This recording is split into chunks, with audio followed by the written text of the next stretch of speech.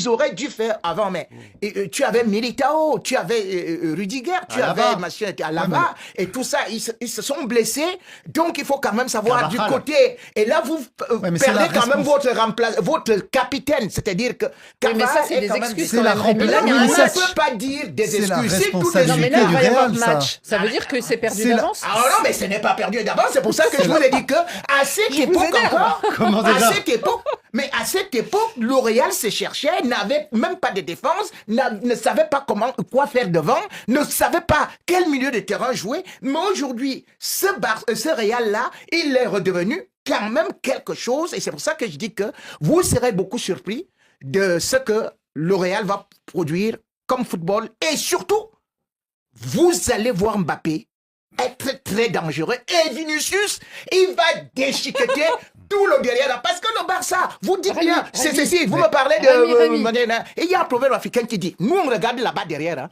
On regarde là-bas derrière le Barça. Et il y a un proverbe africain qui dit que la rivière prend sa force par la source. Et la source du Barça, c'est fragile. C'est la Masia. Oui, c'est justement. C'est plutôt costaud.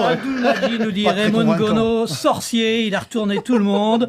Archiduc, tout classico est une nourriture pour les yeux et l'esprit, peu importe le nombre. Alors justement, c'est ce qu'on se demandait, Xavier, finalement. Est-ce que trop de classico ne nuit pas à la santé du supporter ou du passionné de football ?